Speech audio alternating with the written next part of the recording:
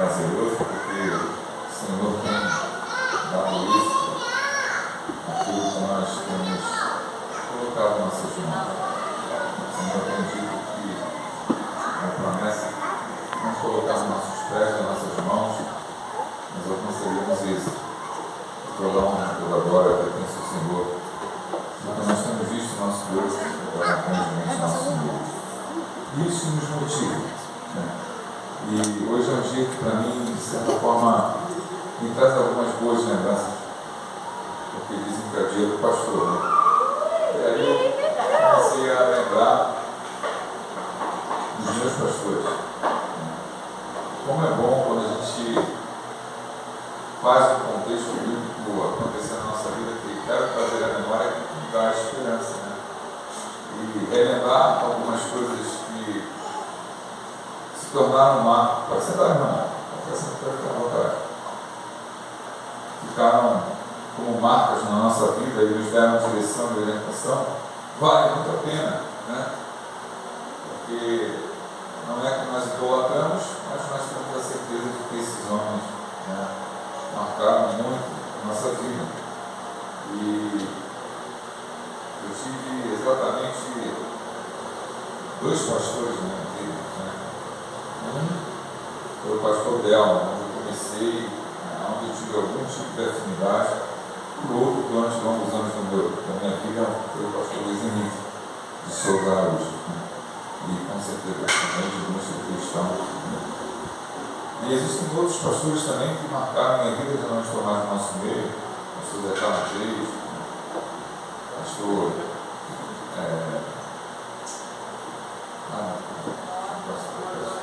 Oi? Não, eu conheci o pastor Manuel Jorge em uma outra performance. Quando eu cheguei aqui, ele não era pastor, né? No final da vida, sim, mas também um homem que me ensinou muita coisa. Mas eu digo diretamente me pastoreando ou exercendo o ministério, a qual eu aprendi muito, né?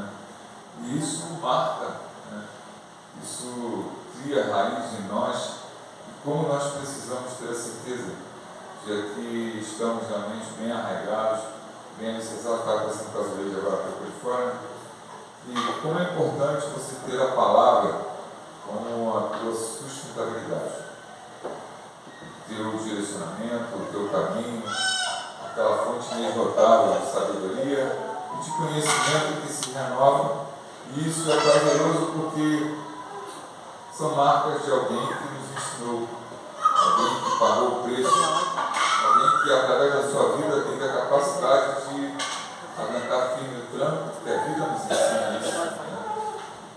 Isso gera algo tremendamente maravilhoso, que são os frutos. Isso para mim é de grande valia.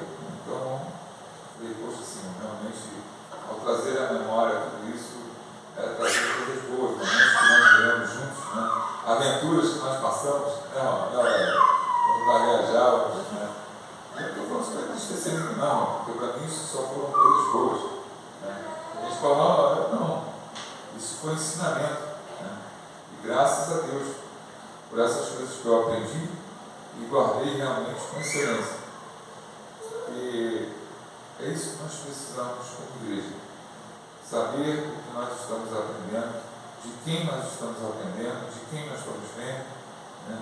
E é o texto que o Senhor me deu lá em Filipenses. O Senhor falou comigo de manhã cedo, mas eu estava no corre-corre. Segundo a irmã Zuleida, eu estava namorando, né? Segundo a Alessandra, eu estava na bagunça, né? Eu estava disputando a bagunça de ontem, não? Foi que eu entendi errado, perdoe, irmão. Mas, Filipenses capítulo 4, verso 9.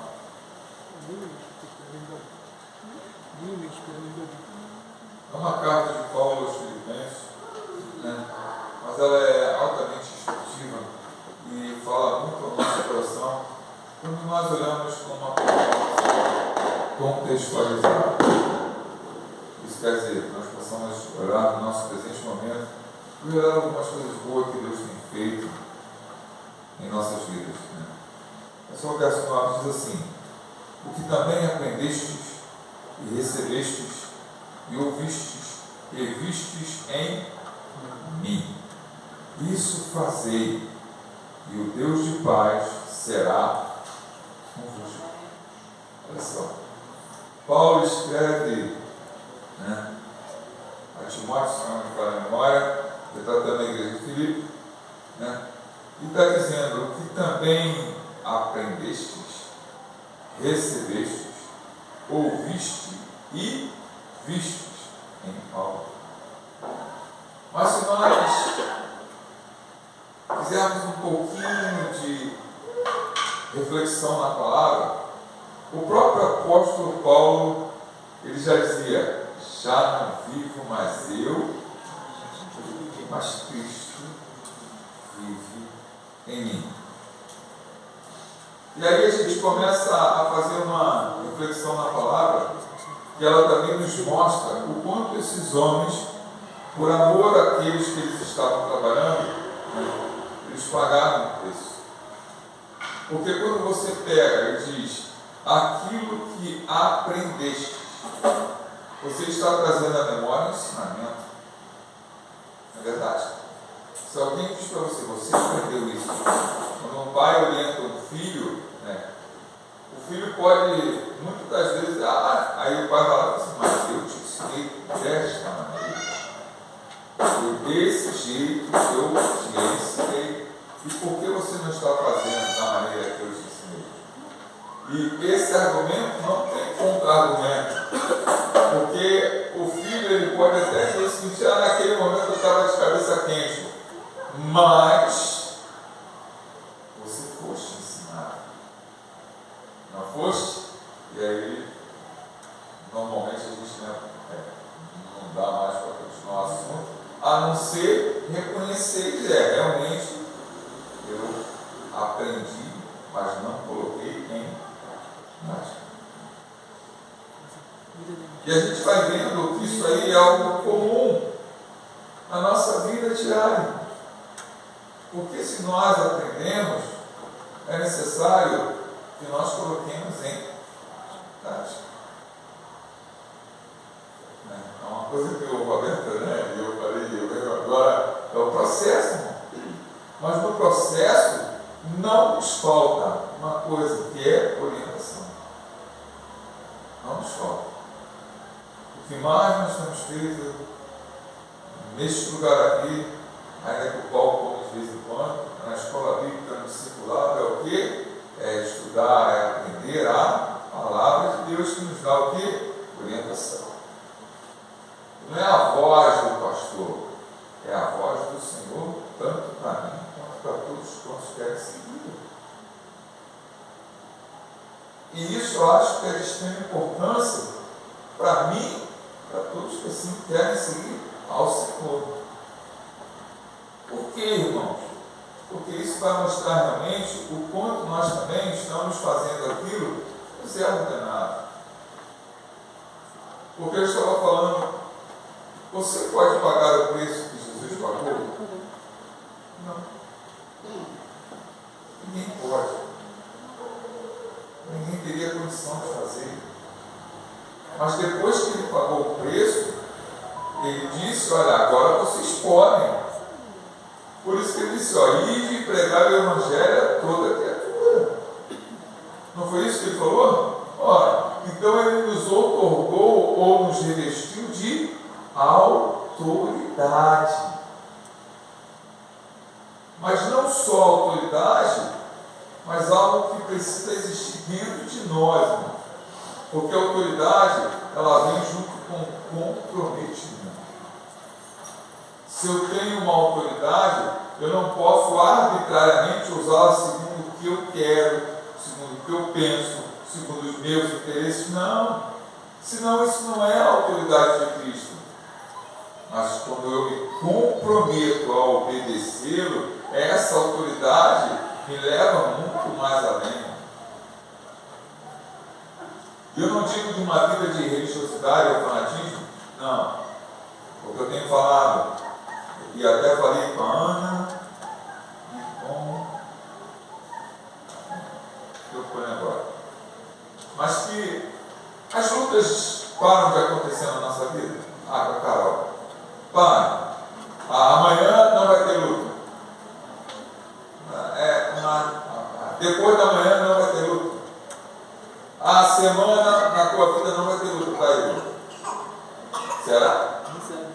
Será que vai ter ou não vai ter? Eu não quero. Eu não quero que não tenha. Mas necessariamente, irmãos, você sabe que elas existem.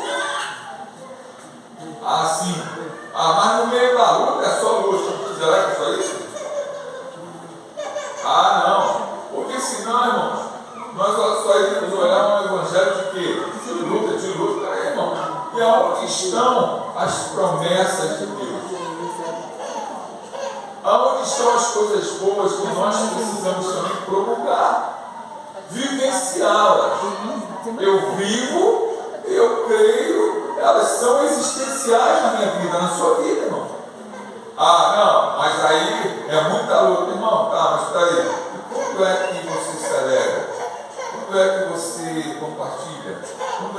Não existe? Não existe? Muito pelo contrário, irmão. Muito pelo contrário.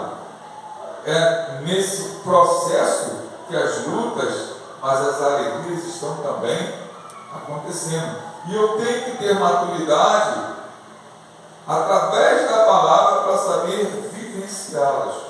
Porque senão vem a luta e eu fico isolado no canto, chorando.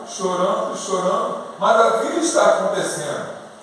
As coisas estão acontecendo. E Deus está dizendo para mim e para você: seja feliz hoje. Não, mas eu estou chorando. Vá se divertir. Não, mas eu estou muito triste. Vai ver algo bom, mas eu não consigo. Mas está te sendo dada a oportunidade. Aí você fala assim: mas eu não quero. Essa é a realidade. Você diz: mas eu não quero. Porque você vai chegar a um ponto que alguém vai dizer assim: mas é preciso você querer. Se você não quiser, não acontece. Por quê? Porque literalmente você está inerte. Mas você literalmente está abatido pela luta. E se você se sucumbe dentro da luta, você perde as oportunidades que lhe são dadas no meio da luta. Esse é o problema. Esse é o problema. E às vezes as pessoas falam assim: eu acredito em Deus, mas só quando Ele muda. Quando Ele mudar o que? A situação? E se a situação mudar? E aí? Você faz o quê? Vai se sucumbindo? Vai morrendo a língua? Vai deixando as oportunidades passarem? Mas não mudou. E daí, irmão? E daí? E aí a gente fala de fé, pautado na palavra, e a gente vai ter homens e mulheres que passaram um processo muito grande. E nós poderíamos, por isso que eu falo, o que está escrito você não muda. E nem tem como, graças a Deus. Mas fazer uma interpretação, uma leitura do que está escrito diante do dia a dia é o nosso dever. Vamos lá. A mulher do fluxo de sangue, quantos anos ela ficou? 12, não é isso? 12 anos. Ela fazia aniversário durante esses 12 anos. Ela deve ter deixado de comemorar, né?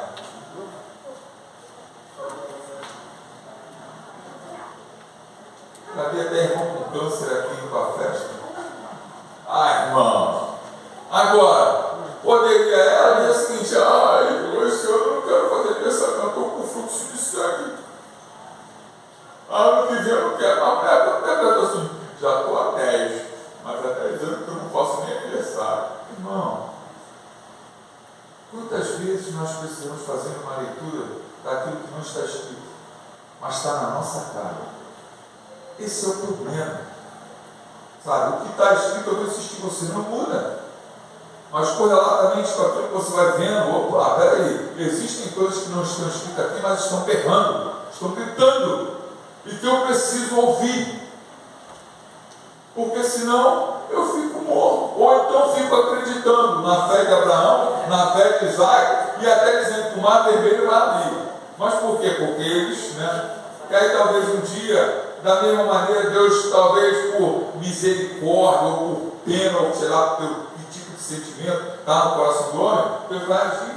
E não é isso, irmão. Não é nada disso. Não é. Então, quando Paulo está falando para Timóteo e retratando aquilo que de mim aprendeste, muitas vezes esse homem foi perseguido, parou de anunciar o Evangelho. Enfermo, parou de anunciar o Evangelho. Diante dos problemas que aconteciam, parou de anunciar o Evangelho. Isso eu estou falando só numa linha de pensamento. E eu vou insistir, porque ele era perseguido, ele parou de comemorar aniversário, ele parou de se alegrar, ele parou de participar, ele parou de viajar. Irmãos, muitas vezes nós ainda somos meninos, porque deixamos sentimentos de meninos nos conduzir. Quantas vezes? Quantas? Ficamos lá, se não for do meu jeito, Deus vai ter que ceder para mim. E ele está dizendo, meu filho, se você se colocar na posição, eu vou te honrar. Mas se você não se colocar, não vai fazer diferença, a não ser para você mesmo. Eu sempre falo, os sonhos de Deus são muito maiores do que os meus. Se eu consigo sonhar os sonhos dele, puxa, tenho certeza que você é um homem, ou não sou mulher, não, mas seria uma mulher bem feliz. Esse é o problema. Se eu aprendo isso, eu tenho prazer nisso. Sabe? E eu sei que o meu Senhor está comigo. Isso me motiva. E o Senhor prometeu: eis que estou convosco todos os dias. Mas às vezes você levanta e aí dá um sentimento de solidão, né? Bota a mão na tua cabeça e fala: sai de mim, meu irmão, porque o meu Senhor está comigo. O meu Senhor está comigo. Mas se deixando sucumbir por esse sentimento e depois pergunta: Deus, por que isso está me acontecendo? Avalie o teu coração, vê como é que ele está. Olha, não, isso não está de acordo com a palavra. Eu não aprendi isso. Eu não aprendi. Por que eu vou deixar sucumbir por causa disso? A dificuldade, peraí, o Senhor disse que não ia ter, eu disse, vai ter nunca. Vai ter. Mas se eu tenho um entendimento que eu aprendi, opa, não, o dia hoje pode não ser um dia de sol, mas isso me impede de levantar? Isso me impede de tomar café? Isso me impede de almoçar? Estou falando de coisas que eu falo novamente, não vou para mim direcional. Me impede de sair para trabalhar? Me impede de pregar o Evangelho? Me impede de ser feliz? Isso é uma questão minha, irmão. Eu quero, eu vou à luta. E o Senhor nos desafia. Não, eu falei, caramba, eu aprendi com o pastor isso. Eu vou à luta, irmão. Estou na direção, como dizia o pregador, sai da frente, Satanás, vou passar por cima. Estou na direção. Quando o Senhor falava o povo dele, marcha, quem é que se colocava na frente? Quem se colocava? Se colocou a Amalequita, se preocupa não, vou destruir. Se colocou o Midianita, se preocupa não, vou destruir. Se colocou o Mar Vermelho, vou abrir. Aí sim, irmão, estou na direção. O que te impede? O problema é se você está na direção. Aí tu vai ali, vai lá, vai acolá, vai. Parece que você está igual o cego. Tem nem aquela bengalinha, né? Que o cego se direciona pela bengalinha. Tem gente assim. Anda às escuras. E pior, meu irmão Roberto, dizendo que está andando na luz. Aí você fala: meu Deus, mas que luz é essa? Que luz? E é interessante que depois de aprender diz que recebeu, ou recebeste. Porque eu sempre penso Jesus, presta bem atenção. Outrora eu orava sempre assim, o Senhor disse para que todo aquele que comparecesse diante dele não comparecesse de mão vazia. Não estou falando de dinheiro não, tá, gente? Pelo amor de Deus. Mas eu me questionava. E um dia eu falei, não, quer saber da coisa? Eu não me questionava, não. Perguntava para Deus, tu diz que, né, pode comparecer. Sabe o que ele me respondeu? Porque antes de eu pedir, eu já dei. Eu falei, não, acabou assim, não precisa falar nada não, já entendi tudo. Só pode pedir, irmão, aquele que sabe tudo tem para dar. Você não vai pedir a quem não tem para dar. E eu fui questionar Deus, fala aqui. É porque eu já dei, meu filho. E às vezes eu penso que você não tem nada para dar para Deus. Oferta o teu coração. Oferta a tua alegria. Oferta o teu prazer de viver. Irmão, você está vivo. Mas tem gente que tinha um desenho, não sei se é Uruca. Uruca é ó dia, ó vida, ó, saiu dar uma luz negra na cabeça dele, que até raio batia na cabeça dele. Até raio ficava muito feliz. E ele, ó dia, ó vida, irmão, você está vivo? Você está vivo? Não, peraí, eu estou vivo. Eu recebi o dom da vida, a dádiva de Deus. Por que eu vou me fazer? Oh Deus, oh, não, você não pode, coitado, não. Não é? Porque, segundo o dito popular, enquanto a vida há esperança. O problema não é a vida. O problema é que a esperança em muitas pessoas já morreu. Já estão mortos. E aí vem o Evangelho e diz, acorda, dormente, acorda. É igual o Jonas, está lá no calabouço lá do navio, né? Fazendo o quê? Dormindo. Por quê? A esperança já tinha ido embora, irmão. Mas estava dormindo, né? Aí alguém vai lá e diz assim, acorda, dormente. Como é que tu consegue dormir? Já viu a pessoa quando entra em depressão? Chora, chora, chora. Quanto tempo passaram? 100 dias. Quantos? 100. O saudoso pastor Zé Carlos falava assim, ó. 100 dias. 100 dias. Quantas horas tem cada dia? Né? Tem 24 horas. Quantos minutos tem cada hora? Tem 60 minutos. Vai multiplicando isso aí. Olha quanto tempo você está preso a uma situação que já passou, aprisionado no seu próprio sentimento. Por isso que nós recebemos do Senhor sentimento de escravidão. Aonde? Aonde? Escravo dos próprios sentimentos, Tiago? Dá para ser? Não. Não importa. Irmão, já passou, acabou, deixa isso para trás, segue olhando para Cristo, autor e consumador da nossa fé. Eu preciso, você precisa, porque senão esse receber aqui não está de acordo com aquilo que a palavra diz que nós recebemos. Não está. Não está. E as pessoas às vezes ficam ali, aprisionados, às vezes por suas próprias vontades, às vezes por questões tão mal resolvidas, mas tão pequenas, como disse a irmã. Quer, não? Quer? Coisas tão pequenininhas, mas te prenderam. Te prenderam.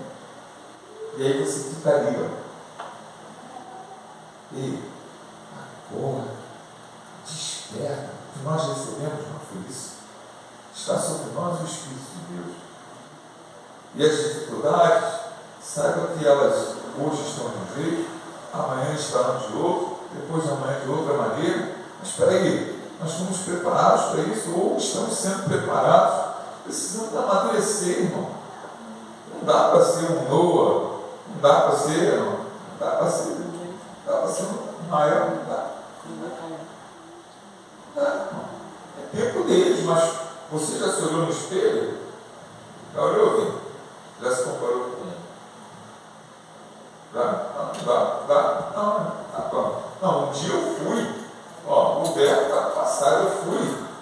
Agora eu sou. E não tem como voltar atrás, irmão. Esse tempo passou. Crescemos. Temos idade, somos cobrados. Por isso que eu falei a questão. Foi nos dado autoridade, mas também é nos dado compromisso. Tem compromisso. Por isso que quando Paulo está falando, eu acredito que ele estava chamando realmente uma posição, uma questão posicional. Você precisa ter uma atitude, porque isso está sobre a sua vida, isso está sobre mim, está sobre você. Segurar o câmbio, irmão. Vai ventar. Poxa, eu queria que fosse só uma brisazinha. Não. Vai vir vento forte. Vai vir temporal, não dá para ser só um respingo, não.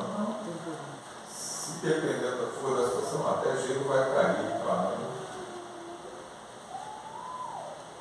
Vai ficar difícil? Vai. Não tem possível. Não tem possível. Porque o Senhor não permite. O Senhor não permite. Olha a proteção dele sobre nós. Isso nos desafia, porque às vezes diante do adversário, a gente diz logo, isso é impossível. O adversário está lá, você, altura, largura, profundidade, armas que ele tem, impossível. Aí o Senhor fala, vai em frente. Senhor, olha o tamanho do carro, olha a largura do obstáculo.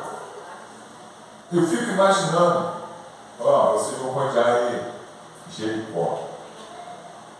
O Senhor, olha o tamanho da muralha. Não, mas vocês vão rodear. Senhor, olha a estrutura, mas vocês vão rodear. Faz o que eu estou mandando. Fico imaginando. E o povo passando e olhando aquilo assim, pensando, como é que isso vai cair? Alguns diziam, nunca vai cair. Mas aquele que está na posição, ele continua, porque ele está em direção ou em obediência a Deus. A Deus. E Paulo está dizendo, você recebeu. Você recebeu. E o que nós recebemos, irmão, é de suma importância para a nossa vida espiritual. Porque se for na carne, a começar por mim, todos nós estaremos mortos. Rapidinho. Porque aquele que está na carne agrada a Deus? Não pode agradar. E o Douglas gosta muito, eu gosto muito dessa interpretação, porque os mandamentos de Deus são pesados, né, Douglas? Não é isso, os seus mandamentos não são pesados. E aqueles que o amam fazem mesmo. O Senhor se retrata ou se reporta a nós, sempre mostrando para nós que Ele está conosco. Ele está. Mas quantos estarão, Senhor? Não importa. Se vocês forem fiel, eu sou fiel. Se vocês permanecerem fiel, eu permaneço fiel. Mas se vocês forem infiéis, não tem jeito, eu vou ter que continuar sendo fiel. Mas olha, quando vocês são infiéis, aparece um outro lado de Deus, que é o lado da justiça soberana. E essa ninguém detém. Nem mesmo o irmãozinho. O irmãozinho vai clamar. Onde isso acontece? Está lá, você vai ver isso várias vezes na Bíblia. O irmãozinho vai falar, Deus tem misericórdia. Olha a justiça. Mas quando Deus, eu já falei, irmão, quando Deus ele toma uma atitude, ninguém consegue revogar. Por quê? Porque ele conhece tudo. Não foi isso que Abraão foi fazer com Deus? Foi, né? Foi, vê lá. E olha que Deus já disse, quantos? 50. Se tiver, olha só, irmãos, se tiver 50, eu não destruo. Aí olha, quem diminuiu foi Deus, Deus podia ter falado, se tiver 60, se tiver 70, não. Abraão, assim, calma aí. Se tiver, para a leitura como eu falo, leia o que não está escrito. Peraí, eu acho que não vai dar certo não.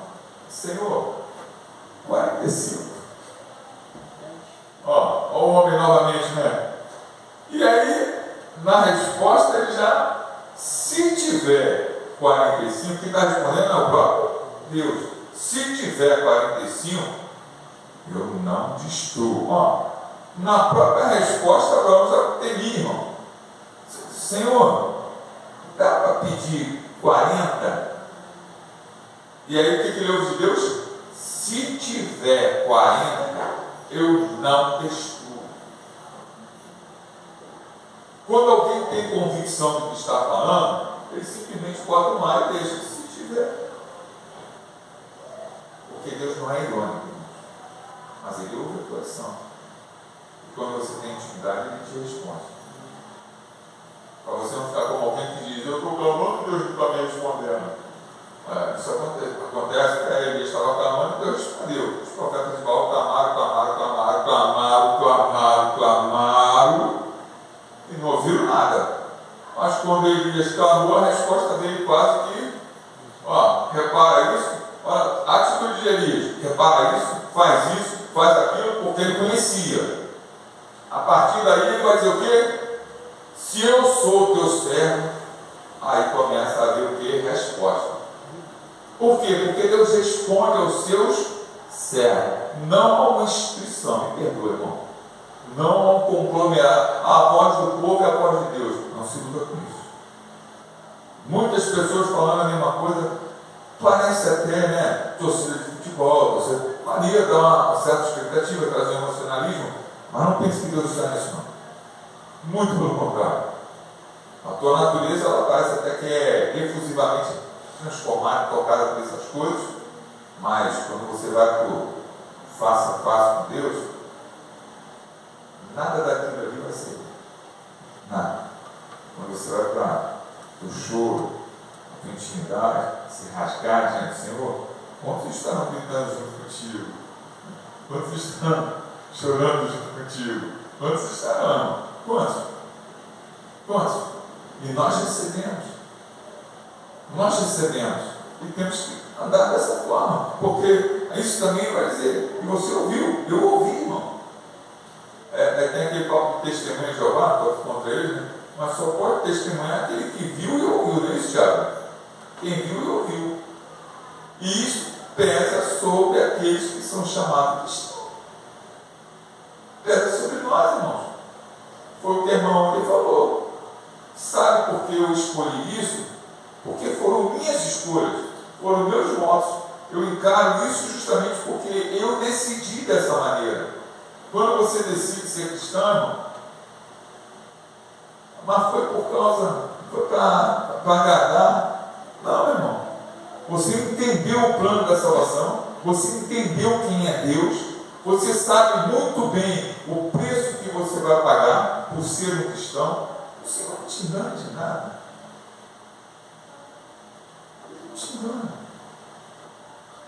E por que às vezes nós deixamos certas expectativas humanas? Porque nós deixamos? Justamente porque a nossa natureza é humana ser humana. Aí a gente precisa rapidamente, peraí, aqui. Não, é a palavra. Eu preciso usar essa ferramenta. Preciso? Para quem? O diabo? Não, para mim mesmo. É para mim mesmo. É para aquilo que eu estou fazendo estar de acordo com a palavra. Porque se eu aprendi, se eu recebi, se eu ouvi, eu tenho que colocar em prática. Muitas das vezes, não, minha natureza vai estar gemendo.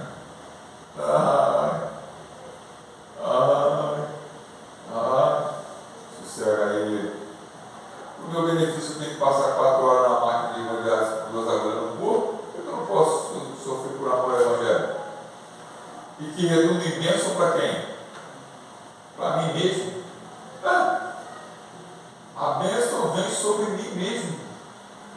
Aí vem sobre tua casa, muda o quadro, transforma as coisas que aparentemente, mas sabe por que elas estão daquele jeito? Porque nós não nos posicionamos. Essa que é a realidade. Porque se o diabo sai em nome de Jesus, você fala, está repreendido. Eu tenho certeza que está repreendido. Mas isso é o diabo. Agora, e a tua natureza? Quem domina ela? Quem controla ela?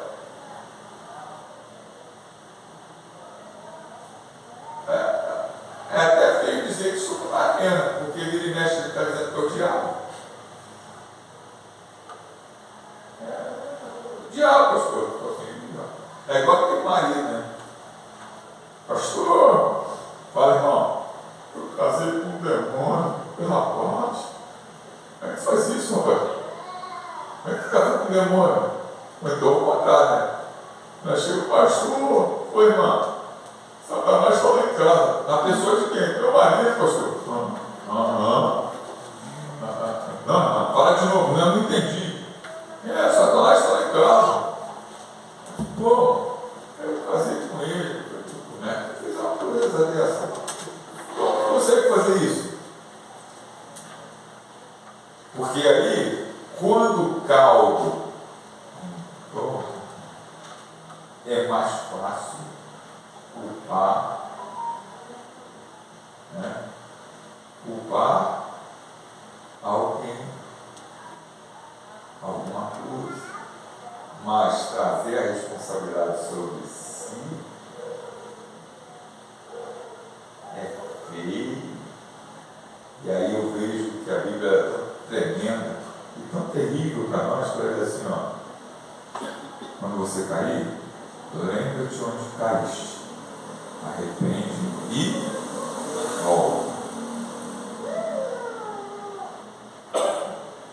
Tem gente que até tem memória, mas se arrepender, porque arrependimento é algo tremendo.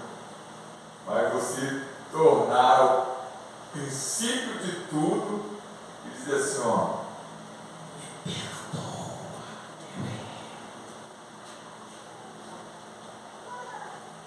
Mas aí vem, não, mas eu não fui culpado. Isso aconteceu por causa disso. Isso aconteceu por causa daquilo. Foi o fulano, foi o beltrano. Onde está o seu arrependimento? Ouvir. Quem tem ouvidos, ouça. O Espírito diz às igrejas.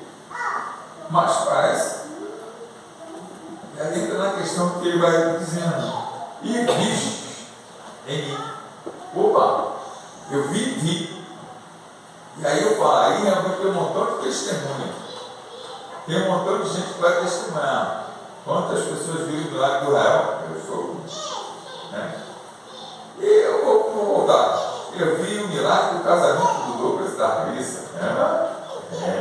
Eu vi, irmão. Sou testemunha. Irmão. Negócio é, e se eu for colocar aqui, né? Eu vou entrando por tanta coisa aí que eu vi, irmão.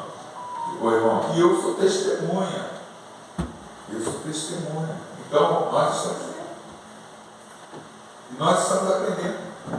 E nós precisamos colocar isso em prática. Então, no dia de hoje, irmão, que é o dia do pastor, eu me lembrei do pastor. E eu continuo lutando para colocar em prática aquilo que ele ensina. Claro, as pessoas têm uma forma de ser, tem outra. Mas daquilo que eu aprendi dele, eu me recordo que a última ceia que eu não participei aqui na igreja, que ele ainda estava vivo, eu fui participar comigo. Foi eu, minha esposa e Moisés, filho dele. Foi a última ceia que nós participamos juntos nesse momento. Acho que naquela segunda-feira. Vamos tomar ceia lá, pastor.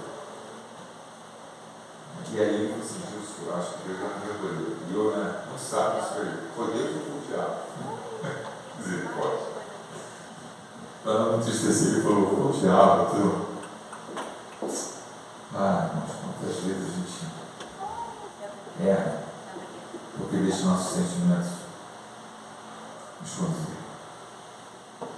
E aí, sem falar, a última palavra é de Deus. Então, nós possamos lembrar de tudo aquilo que o nosso pastor nos ensinou. Eu falo isso para um grupo bem grande. E foram pastoreados por eles, inclusive eu, né? E os que estão chegando vão entender que é a mesma linha de pensamento. É a mesma. Só eu sou diferente um pouco dele em algumas características. Ele é mais tranquilo, eu sou mais explosivo, não é por isso que ele me conhece, já sabe. Mas a linha de pensamento de trabalho é a mesma. Ensinando, colocando em prática e fazendo com que realmente a nossa família, o reino de Deus, seja grande. Porque é isso que o Senhor quer de nós. Então, nessa noite, eu deixo essa palavra para todos nós possamos perseverar naquilo que nós recebemos, naquilo que nós aprendemos.